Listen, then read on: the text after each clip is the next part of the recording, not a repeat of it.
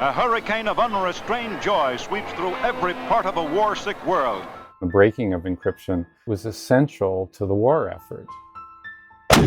England would probably have fallen if they'd not been able to read the Enigma messages, because every time the Germans sent bombers, the RAF knew where they were sending them and could mass the planes there to defend. If any significant fraction of those attacks had gotten through, England would have been much more helpless, may well have fallen, and the course of World War II may have changed.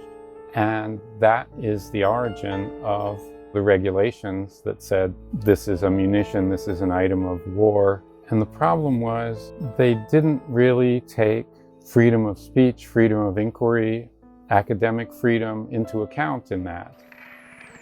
But on the matter of encryption, terrorists are going to have these are law greater enforcement powers that are essential. we have some very fine to protect proposals public here safety with and respect to national wiretapping authority. to Me, keep up when with I have to save technology. somebody's life to go in and get vital information, I think that's the same choice we have. Coming up, the story of the US government's long battle to keep strong encryption out of the hands of its citizens, and how First Amendment activists fought back.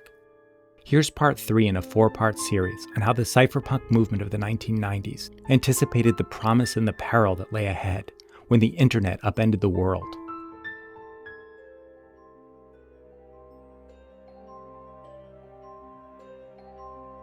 In 1977, researchers at MIT made an astonishing discovery: a mathematical system for encrypting secret messages so powerful that it had the potential to make government spying effectively impossible.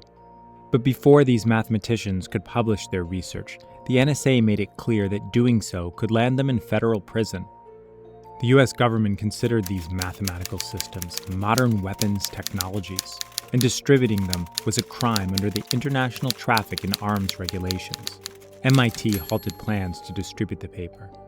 I decided, quite literally, they are going to classify this over my dead body. Mark Miller was a 20-year-old student at Yale who had read about this discovery in Scientific American. So I traveled to MIT, managed to get my hand on a paper copy of this thing. I went to a variety of different copy shops, so I wasn't making lots of copies in any one place. I sent them to home and hobbyist computer organizations and magazines all across the country.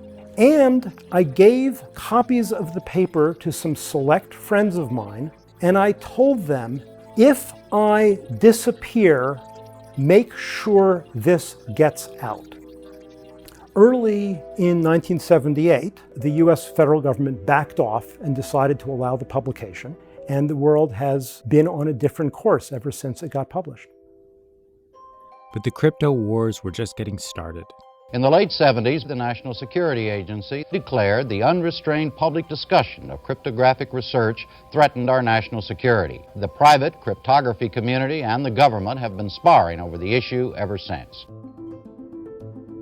Marshall McLuhan said that one day we would all live in a global village. Well, the global village has arrived, and its main street is called the Internet.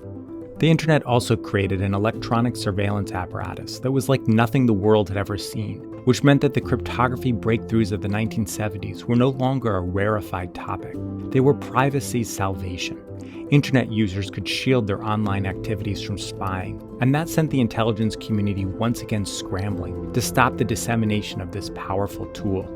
In 1991, a software developer named Phil Zimmerman released the first relatively easy-to-use secret messaging system built with strong encryption, which was called PGP. Somehow it got overseas. Now that it's over there, people are using it, and I'm delighted to hear good stories about how it's used in places where there are oppressive governments. So the US Justice Department launched a 3-year criminal investigation of Zimmerman on the grounds that by making his software accessible outside the country, he could be guilty of exporting weapons under the Arms Control Act. Meanwhile, the National Security Agency argued that Zimmerman's software would be used by child molesters and criminals. PGP, they say, is out there to protect freedom fighters in Latvia, said the NSA's general counsel. But the fact is, the only use that has come to the attention of law enforcement agencies is a guy who was using PGP so the police could not tell what little boys he had seduced over the net. Child pornographers, terrorists, money launderers, take your pick. These are the people who will be invoked as the bringers of death and destruction. Well, it's true. It's true. It's true. So they're right. Yes. But all technologies have had bad effects. The telephone allowed extortion, death threats, bomb threats, kidnapping cases.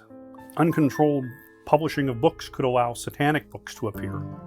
The cypherpunks argued that PGP was like any other published material, because under the hood it was just a series of instructions to be carried out by a machine. Restraint on freedom of expression of software writers is anathema in a free society, and a violation of the First Amendment, wrote the economist and entrepreneur Phil Salen in a 1991 essay titled Freedom of Speech in Software. Encryption can't be controlled, whether or not it's powerful or has impacts on the government, because it's free speech.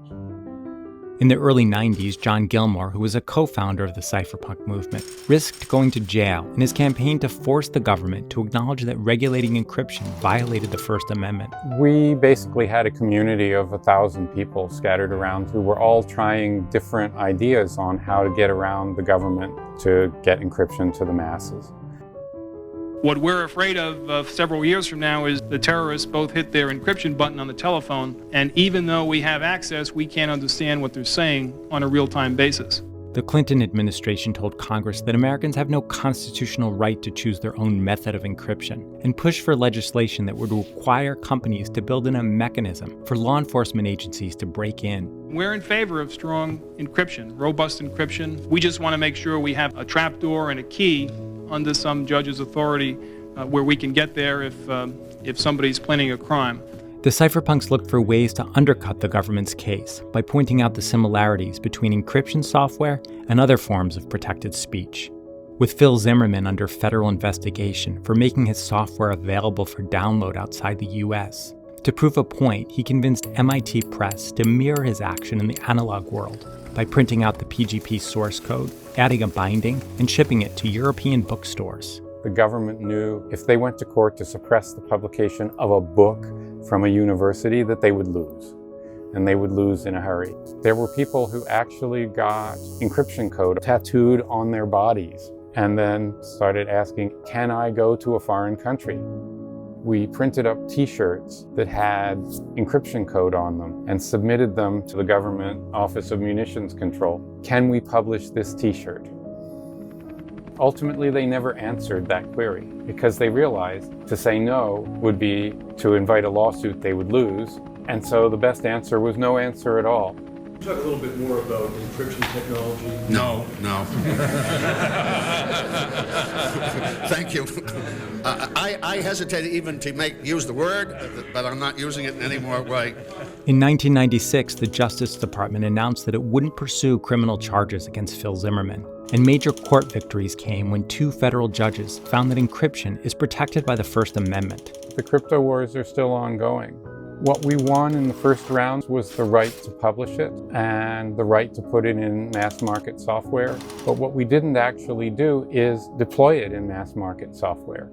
Now, there are major companies building serious encryption into their products. And we're getting a lot of pushback from the government about this. We're about the rule of law, but we don't want to create spaces that are beyond the reach of the law in the United States, right?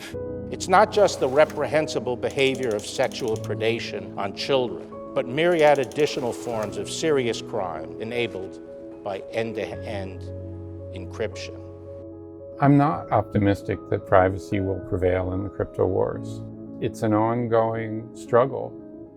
In the early 90s, at the same time that Gilmore was fighting his legal battle for freedom of speech in software, the cypherpunks were exploring cryptography's potential in the context of collapsing political borders and the rise of liberal democracy. Part 4 in this series will look at how those dreams turned to disillusionment, the death of the cypherpunk movement, and its rebirth following the invention of Bitcoin.